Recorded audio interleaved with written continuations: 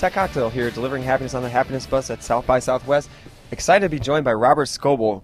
I mean, I've been following you for years. You're, as the author of Naked Conversations and just a really well-known blogger of your time at Microsoft and everything else. But now you are basically going out and finding innovations for rack space. Is that correct? Absolutely. Can you share a little bit about what you do? Yeah, well, I live in Silicon Valley. I grew up in Silicon Valley. My dad was an engineer, and I've always been into shiny new things, and so I've built a life where I get to go around the world and meet with CEOs and geeks who are building the future. Finding something new that will change the world, finding the Twitter, the Facebook, the Foursquare, the Flipboard, right? I was one of the first people to see Flipboard in the world. It's just fun it's fun for me to see new technology and how it's changing society and find something for me to use in my everyday life and then share it with people. And it's a lot of fun. I usually do videos. So I carry around a Canon 5D Mark II and go and shove it in people's faces and say, show me what you're doing. There's certainly people who are, like Doug Engelbart. When I met him, he showed us the Macintosh when I was a baby, in '67, and it didn't ship until '84. So he saw a world in his head and built it.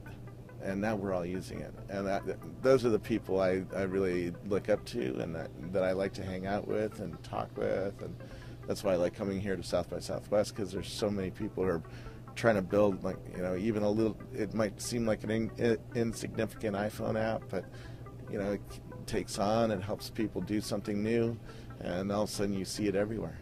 Mobile and slates, the iPad and all of its competitors. I'm carrying around a Motorola Zoom here.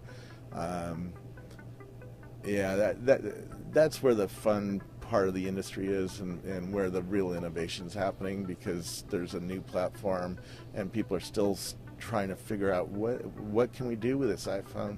And especially as more and more people get into this new world, either an Android phone or an iPhone or a Windows Phone 7, a modern day smartphone. What can we do with that? And people are continuing to show me stuff that was like, well, I didn't know that. I'm not a chat guy. I was one of the first people in the world to use ICQ, which became, the instant messaging thing.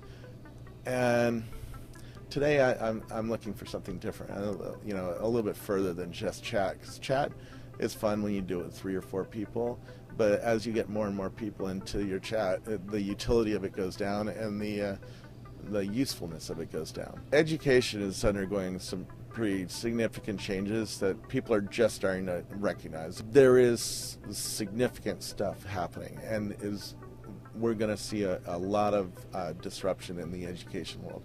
As more and more people get iPhones, and kids get iPhones, or something that looks like an iPhone, an Android phone, whatever it is, there's going to be a revolution inside the classroom in terms of learning. In a startup, you have to have everybody rowing in the same direction. Otherwise, you're not going to get there.